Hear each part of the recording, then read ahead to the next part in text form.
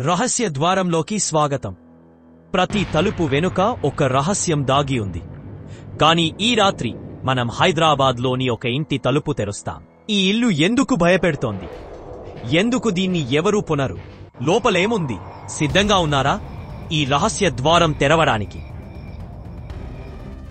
హైదరాబాద్ బంజారా హిల్స్లో ఒక నిశ్శబ్దమైన గల్లీలో ఒక పాత ఇల్లు నిలబడి ఉంది. స్థానికులు దీన్ని భయంకర ఇల్లు అని పిలుస్తారు. రాత్రిళ్ళు ఈ ఇంటి నుండి వింత శబ్దాలు వస్తాయి. పిల్లల నవ్వులు, గాజు పగలిన శబ్దం, ఎవరో గుసగుసలాడే శబ్దం. ప్రజలు అంటారు ఈ ఇల్లు ఖాళీగా ఉందని. కాని నిజంగా ఖాళీగా ఉందా? 1940లలో ఈ ఇల్లు వ్యాపారవేత్త శ్రీనివాసరావు కుటుంబానికి చెందినది. అతని భార్య లక్ష్మి, కూతురు అంజలితో సంతోషంగా జీవించాడు. కాని ఒక తుఫాను రాత్రి తలుపు వద్ద ఎవరో తట్టారు.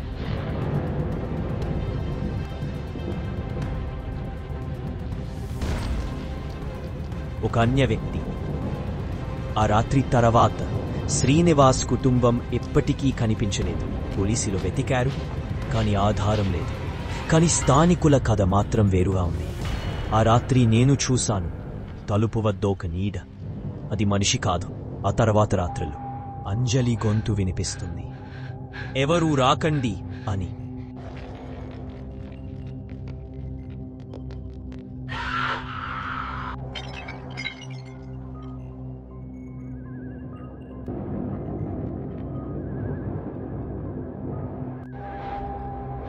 ఆ తర్వాత దశాబ్దాల పాటు ఈ ఇంటిపై అన్వేషణలు జరిగాయి.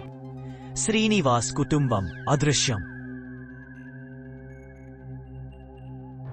పోలీసులు లోపలికి వెళ్లినప్పుడల్లా వింత శబ్దాలు విన్నారని అంటారు.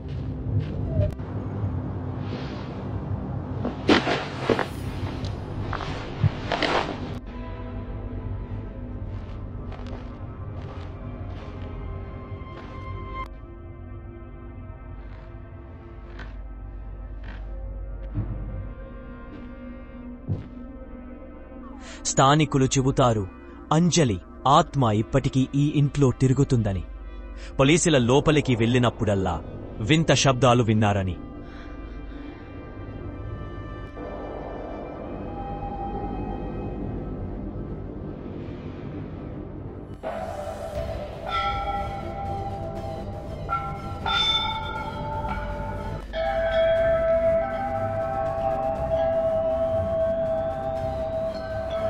ఈ రోజుల్లో కూడా ఎవరైనా ఈ ఇంటిని కొనాలని ప్రయత్నిస్తే వింతలు జరుగుతాయి. రియల్ ఎస్టేట్ ఏజెంట్లు చెబుతున్నారు, లోపలికి వెళ్ళగానే చల్లని గాలి తాకుతుంది. కిటికీ దగ్గర పిల్లల బొమ్మ కనిపిస్తుంది. కొంతమంది యూట్యూబర్లు, అర్బన్ ఎక్స్ప్లోరర్స్ లోపలికి వెళ్లి రికార్డ్ చేశారు. వారి కెమెరాలో నీడలు, తలుపు మీద వెలిగిన చేతి ముద్ర అలాంటివి పడ్డాయి. కాని ఒకరికి మళ్లీ బయటికి రావడం కాలేదు. అందుకే ఈ ఇల్లు భయంకర ఇల్లుగానే మిగిలింది. హైదరాబాద్లో బంజారా హిల్స్ రహస్యం. మీరు ధైర్యం చేస్తారా ఆ తలుపు దాటడానికి?